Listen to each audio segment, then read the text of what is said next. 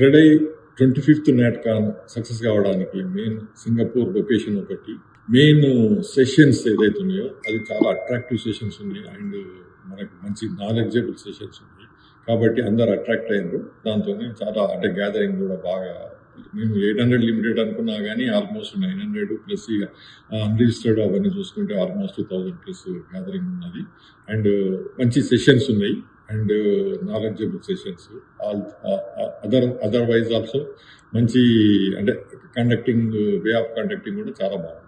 యాక్చువల్గా అంటే ఇప్పుడు మనం లిమిటెడ్ స్పేస్లో ఎంత మంచి అంటే ఎట్లా డెవలప్ చేయాలి, ఎంత ప్రొడక్షన్ తీసుకోవాలి అండ్ ఎట్లా యూటిలైజ్ చేసుకోవాలి అనేది మెయిన్ ఇంపార్టెంట్. సింగపూర్ చూసినప్పుడు వాళ్ళకు ఉన్న రిస్ట్రిక్టెడ్ ఏరియాలో వాళ్ళు గ్రీనరీ అండ్ వాటర్ బాడీస్, తర్వాత టోటల్ మనకంటే మన డెవలప్మెంట్ కూడా ఇన్ ప్రాపర్ వేలా అండ్ ట్రాఫిక్ ఇబ్బందులు లేకుండా పబ్లిక్ ట్రాన్స్పోర్టేషన్ క్రియేట్ చేయడము అండ్ అంటే దాన్ని మొత్తం టోటల్ ఓవరాల్గా చూసినప్పుడు లిమిటెడ్ స్పేస్లో మనం ఎట్లా డెవలప్ చేయాలి, అలా దాన్ని main that is the more important మనకు కూడా. అండ్ ఉన్న రిసోర్సెస్ను ఎట్లా యూజ్ చేసుకోవాలి దట్ ఈస్ మెయిన్ ఇంపార్టెంట్. ఇప్పుడు మనకు హైదరాబాద్లో వాస్ట్ ఏరియా ఉంది కానీ మనకు దాన్ని ఎట్లా యూటిలైజ్ చేసుకోవాలి, తర్వాత దాని ఫ్యూచర్ జనరేషన్స్ కూడా అది అవైలబుల్ ఉండేలాగా చూసుకోవాలంటే ఇప్పుడు మనం దాన్ని ఉన్నది కదా అని చెప్పి ఇప్పటికిప్పటిగా యూజ్ చేసుకోవడం చేస్తే ఫ్యూచర్ జనరేషన్స్కు మనము వాళ్ళకు అంటే స్పేస్ లేకుండా చేసే పరిస్థితి ఏర్పడుతుంది. కాబట్టి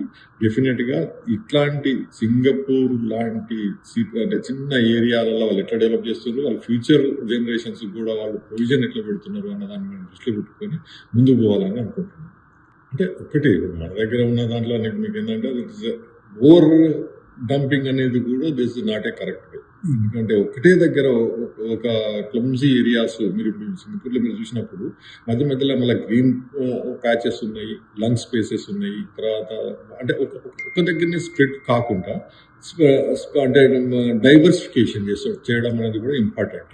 కాబట్టి ఆ ఏరియా ఇప్పుడు ఫైనాన్షియల్ డిస్ట్రిక్ట్ అండ్ నియోపోలిస్ ఏరియాలలో ఓవర్ క్రౌడ్ అయిపోయి అండ్ రోడ్స్, జంక్షన్స్, తర్వాత మన అంటే పబ్లిక్ ట్రాన్స్పోర్టేషన్ లేదా అంటే మన ప్రైవేట్ ట్రాన్స్పోర్టేషన్ ఈ ఫ్యూచర్లో ఇబ్బంది అయ్యే ఛాన్సెస్ ఉంటాయి. కాబట్టి డెఫినెట్గా వైడ్ అంటే కొద్దిగా స్ప్రెడ్ చేసి ఆల్ సైడ్స్ సిటీ డెవలప్ అయ్యేలా చూడాలని నేను గవర్నమెంట్ కోరుకుంటున్నాను.